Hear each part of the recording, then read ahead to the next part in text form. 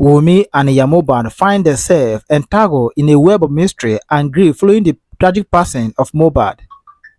As they navigate this emotional turmoil, strange occurrences begin to unfold around them. Whispers of unresolved issues and hidden truth emerge, forcing both women to confront their deepest fears. The pressure intensifies as rumors swell and they realize they are not just grieving, they are now part of the larger narrative that could change everything. With each passing day, Wunmi and Mohbad grapple with the haunting memories and unanswered questions. Their journey reveals a complex relationship with Mohbad filled with love, regret, and secrets that refuse to stay buried. As they delve deeper, they uncover shocking revelations that challenge their understanding of loyalty and betrayal. Will they find closure or become trapped in the very situation that shattered their lives? Join us as we explore this gripping tale of loss and resilience. Don't forget to like, comment, and share your thoughts. Thank you for watching. Be sure to subscribe to my channel for more intriguing stories. Our son said that outcome is detailed. Baby, Akioso Adenike, you are up. Okay, thank you, man. He said that it's detailed. And let's look at that detail that our lawyer want to use. Some people may say, no. I've been saying it, there is no how they go. There is no how they go about this matter. That Wunmi is not late.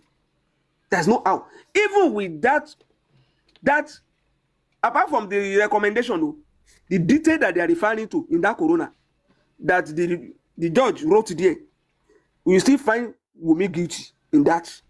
Because Kabiru is saying that he's not anywhere, that he was absorbed, he has no whatever. In that judgment, in that verdict, the detail, they call Wunmi next of kin. Is that not so? All of us, they say that next of kin. The Momo Kabiru is still also saying that they are married. Okay. Married. Next of kin. Let's now look at what happened the day that Mohbad died. Did Wunmi, as a next of kin and as married, not enter into agent-principal relationship? Did Wunmi not enter into it? First, let them produce Mohbad phone to show the whole world that is Mohbad that has the capacity, as at that time, to call his personal nurse that was not available. Let us see Mohbad call the nurse and the nurse reply Mohbad. If it is not Mohbad that called the nurse on his own phone, it means that Wunmi... It means that Wunmi has entered into agent-principal relations, because for you to nail a wife for negligence, it has to be gross negligence for the husband. It has to be gross. And because it's vicarious liability. And it has to be a gross negligence. And there must be an agent-principal relationship. It means that the wife must be acting on behalf of the husband. And that is why we have to look at whether she disregarded safety, or she did not also regard the husband's life. Whether the husband's life matter or did not matter. That's what we want to examine. Who now call the nurse that arrived from Kutonu? Let them bring the phone and let us see it. Whether it's not Wunmi that made that call. That is agent-principal relationship. Wunmi don't begin act as Mohbad agent too. We will now want to examine the duty of care. Okay, if Wunmi did not assume that role, no be Wunmi letter, no be Wunmi lawyer write a request for even corona to be done. On what ground? Did Wunmi request? If Wunmi did not believe that she can act on behalf of the husband to get justice, was made that day to the nurse who made that call. On whose phone? It is Wunmi's phone that was used. Or Wunmi was aware. Wunmi was acting. Wunmi was present. If not lie, may they let us know now. If Wunmi is not the one, if Mohbad was the one who made the call, if Mohbad was not the one who made the call, Adura that was there, that they said they tried with Adura phone. And because Adura is also a family member, though Adura did not assume the role of next of kin. Damola was there.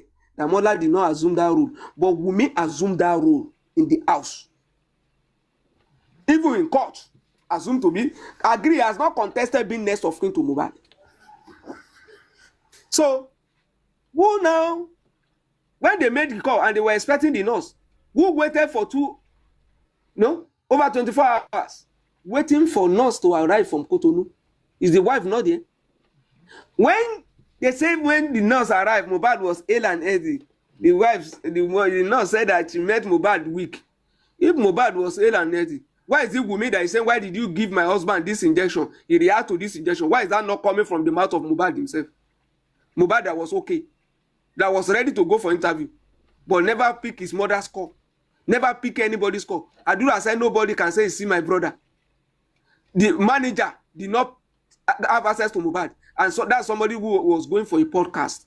It means somebody has assumed the role of the next of kin. That role that she assumed that day, that agent-principal relationship is what we tie to the negligence, the gross negligence, because of this.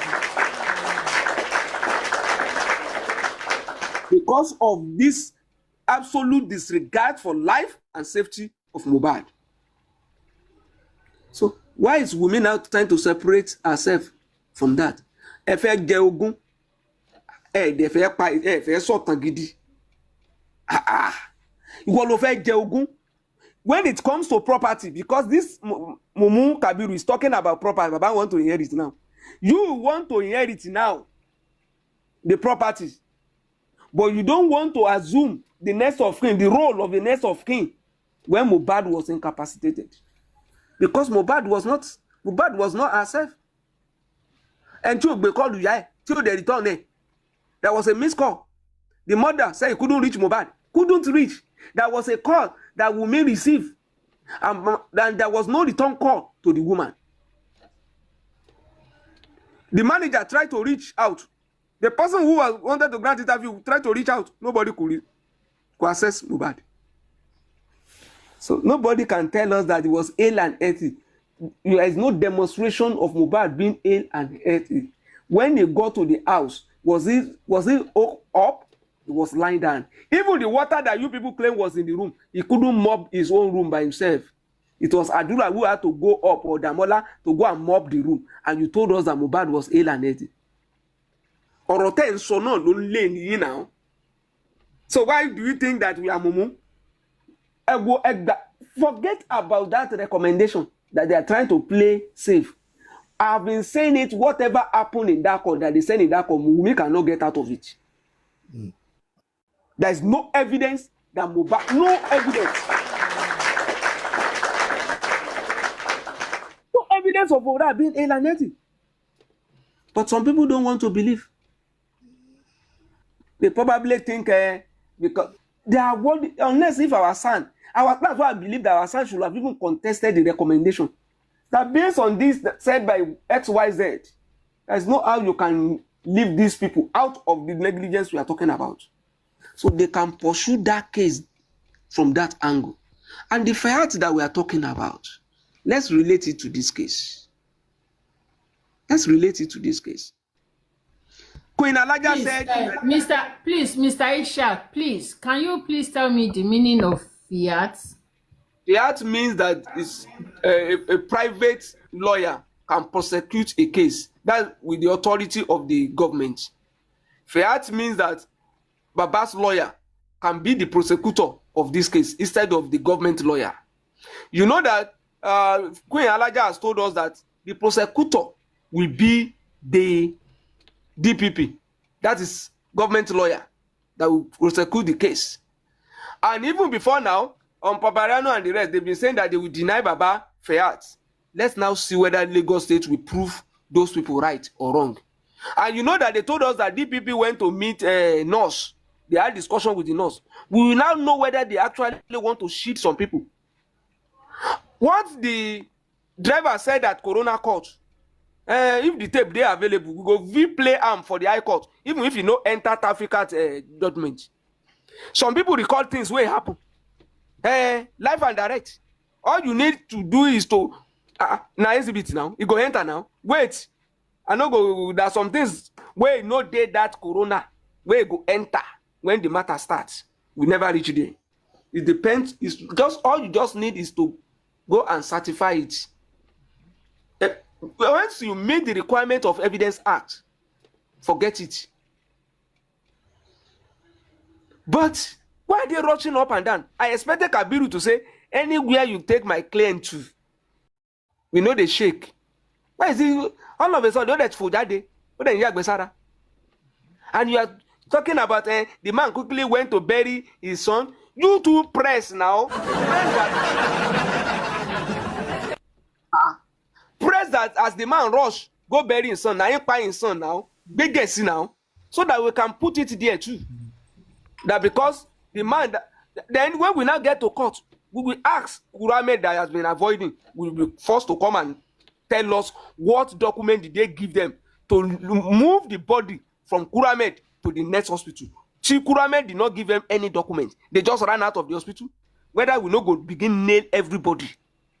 Kuramed must have given them a document. If they took law into their hand by just removing the body from that hospital, carry and go another hospital, we go know now. When they reach the other hospital, waiting then tell them. They not tell them to go and deposit for more. We go know. When they reach police station, what happen? Now 2 police station then go. Kabiru, now 2 police station, it's on record. What happen for the 2 police station? We go know. And Karima don't let us know. Say as Baba come out that day for hospital, mortuary. Now then smuggle Mohbad in as they deceive the father, so that the father can be frustrated to just go and bury evidence of that day. Forget the fact that in-house now, we feel they tackle ourselves. But we know what we are doing on this case. We are not, that will not make us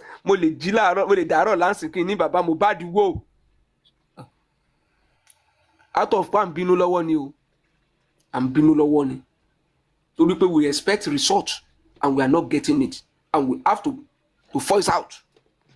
And our voice, they said the court order that he said they brought out. Why is Kabiru not reacting to it, whether it's genuine or not genuine? Is that not in the name of their own client as the applicant? Why is Kabiru not responding to that? That they have ordered some people not to talk about my client. Hope they hear. The order is from Kanimola and people should obey. Kabiru. Oru tori o to ru la kaye.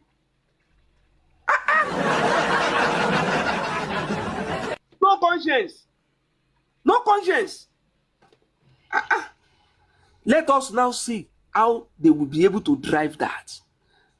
From corona to the fundamental that they are doing now. The fundamental on is also another angle.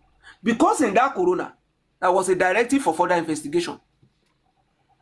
If Wunmi is not taking up the challenge in seeking justice for the husband, the partner, the whatever you call it, for Mohbad, if Wunmi is not pressing forward, what is wrong with Baba pressing forward through fundamental to get more investigation done? Kabiru oti eba wa sọ̀rọ̀ forensic. Kabiru oti were interested in forensic, not CCTV. Kabiru dákẹ́. But tó bá ti dọ̀rọ̀ Mohbad báyìí dókó ẹ̀ máa lé jáde ni. A lé ní.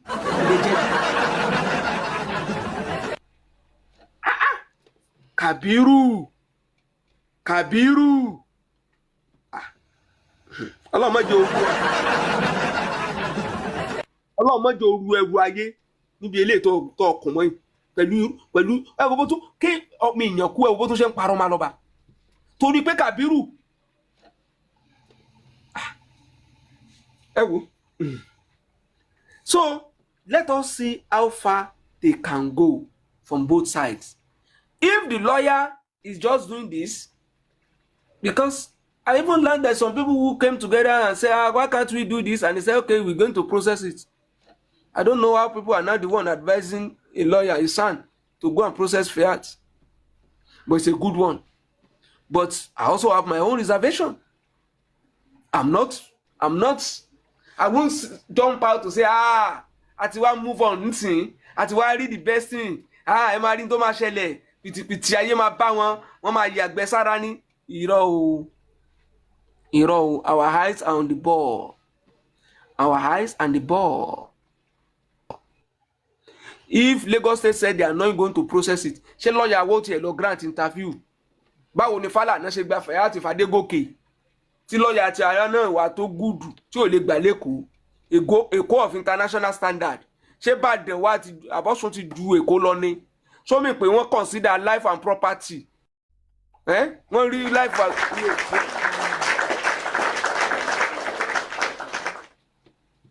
ṣé dignity of a human life ṣé wọ́n consider lọ́sùn ni? Náà fi Fádélé ní Fálànà náà fi ní ó máa gbé ta di Timothy lọ. Àwa wò bóyá Sanwó-Olú ó tiẹ̀ sanwó ẹ̀mí, bóyá Sanwó-Olú ó tiẹ̀ pé life matter lẹ́kọ̀ọ́.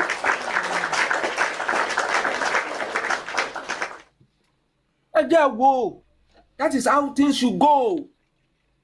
That is how things should go. Our lawyers should be proactive. Kò tí ì tó 12 hours tí nǹkan bàbá Mohbad ló báwo ni lọ́ọ̀yà wa tiẹ̀ kì í ṣe lọ́ọ̀yà ló gbé nǹkan síta o, bàbá Mohbad ni o, tẹ́ fi máa mọ̀ pé Kàbírù ó ń ranjú káàkiri ni, wọ́n ń fò kiri ni. Immediately ni Kàbírù ti bọ́ta tó ń react. Kí ló dé tí lọ́ọ̀yà ti wá máa ń sùn lójú ogun?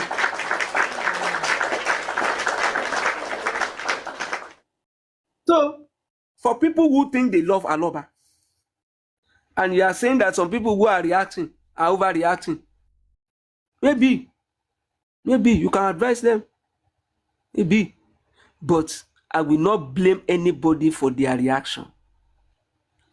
Ẹ mọ̀ pé jọ́ yẹn tán lọ bá lọ sọ̀rọ̀ sí mi, ó yẹ kẹ́ fi wo test tèmi náà báwo mo ṣe react sí, mi ò consider as anything. Ṣé tọ́ba arọ́ bá ṣépè fún mi, ṣé mo ṣe ṣépè ni? Ṣépè máa bá mi ni? Ó tún bá mi argue lórí platform gan, I still struggle to explain because this is the time to explain things. Tí mo sọ fọ́ba arọ́ ń jọ yẹn, mo tún explain yẹn. Mo ní understanding is the fountain of life to those who have it. Ẹ wo background of every issue. Ẹ wo background of every issue. Bí mi àti èèyàn kan bá ti bẹ̀rẹ̀, tó bá yẹ pé vengeance la kan town díẹ̀ síra wá ń bí sìn, àwọn kan máa lọ nú inbox ni Mr. Daddy Prince sọ̀rọ̀ lórí platform kan jọ́ kájọ wà ń bẹ̀. Àwọn kan dẹ̀ ti wá bá mi. Daddy Prince, you are also an elderly man now. Daddy Prince will have, he shouldn't have addressed you that way. Mo ní àwọn ọ̀tá rèé. Tí n bá ti sọ̀rọ̀ Daddy Prince ò gbọ́dọ̀ sọ̀rọ̀ mọ́. Daddy Prince ò gbọ́dọ̀ disagree pẹ̀lú mi. Any of you can come up here now and tackle me. Feel free to do so. Bẹ́ẹ̀ bá ṣépè fún mi tí n bá ṣùgbọ́n tí n bá bú mi tí n bá choose to react. Tó bá lo insecticide tèmi dẹ̀ lórí poison fún ọ. Ṣé mọ̀ pé ẹ mọ̀ wòran ni ẹ má dá sí wa o.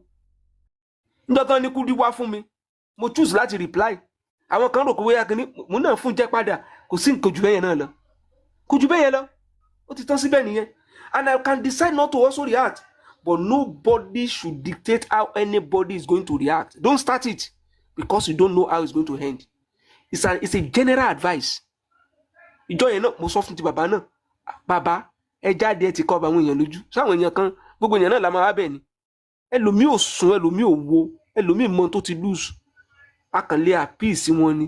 Tí bàbá bá fún yàn kan jẹ, wọ́n fún bàbá jẹ padà. Àwọn kan fún bàbá jẹ lánàá. Ṣé bá la rush ta ló ń defend? Nígbà bàbá kọrin báwọn kan ṣe bá sáré rọ́ọ̀ṣì lọ ni. Ṣáà mọ̀ pé bàbá náà fún wọn jẹ ni. But àwọn náà kọ́kọ́ wá fún bàbá. Kò ń ṣòro ló kọ́kọ́ wá fún wọn láfi lọ defend bàbá. But tí bàbá náà bá jẹ́ starter tó kọ́kọ́ fáwọn kan jẹ, wọ́n á fún bàbá náà jẹ padà o. Bí mọ̀mí Rich Grace bá ní pé o ò lè wọ Nàìjà, àwọn náà ó gbé sáà tútù jáde o. Kò sí o. You can't dictate it o. Ẹni tó bá wá mọ̀ pé fan mi ni mo like ẹni yìí ìwọ ló wọlé ńgbà yẹn ó wà mọ yọjú látojú window ó wà wọlé tó bá tẹ lọ́rọ̀ tó sọ pé next time ẹ̀yin náà mọ jáde kí ni mo underrate àwọn kan lórí kíní yìí. You don't underrate anybody. Kí kan ní because people listen to me mo bá dìde mo bá ránṣẹ́ sí mi ni mo bá ní á jáde ògúlùntù gidi ó máa làmọ́ mi lórí kódà kẹ́ni kọ́ máa kíní later sọ pé sorry for that, I withdraw that kíní kan ó ti ṣe tí tó fẹ́ ṣe ná. So caution, don't underrate anybody, and for those who want to build fan base to come and use this thing, any small opportunity, disagreement between people, any small misunderstanding, you go and ẹ máa fan ẹ Mommy Comfy sọ̀rọ̀ nsìn, ó sojú kìíní, ó sojú kejì. Some will record just one part and take it out. Some will take it out and go and say, so why yẹ kó sọ bẹ́ẹ̀ yẹn? So yẹ kó sọ bẹ́ẹ̀ yẹn. Gbogbo wa là ń fúnra wa là ń advice ara wa. Ọmọ ìyá ni wá. Ẹnìkan òṣèlú. Káwa ní pé bá a ṣe pọ̀ tó yìí, a ní disagreement láàrin ara wa. Ó yẹ ká ẹ ti prepare for this day long time ago. Ibi tẹ́mi wà mo wà o. Mo ṣe wà yìí. Mommy Comfy ló sọ wípé ẹ má create kinní kan. Èmi ibi tẹ́mi bá wà èmi ò ní hide. I am 100% Bukky Jesse. Ṣé yẹn torí ìyẹn kí n má lọ sọ́dọ̀ platform ni? Ṣé mi àti Bukky Jesse ní ìdá tí máa sọ̀rọ̀ ni? I ní ìdá tí sọ̀rọ̀. That is where I pitch my tent. It's my right. Ṣé mo máa hide enta ni? Ṣé yẹn mi pé kí n má lọ sọ́dọ̀ platform, kí n má lọ bá other people ni? Haba, it's not brotherhood of darkness now. Ẹ wo ẹ má jẹ́ ká máa nígbà tí mo declare pé I'm for Aloba. Ṣé mo hide ẹ ni? Injustice for Mohbad. I'm for Aloba.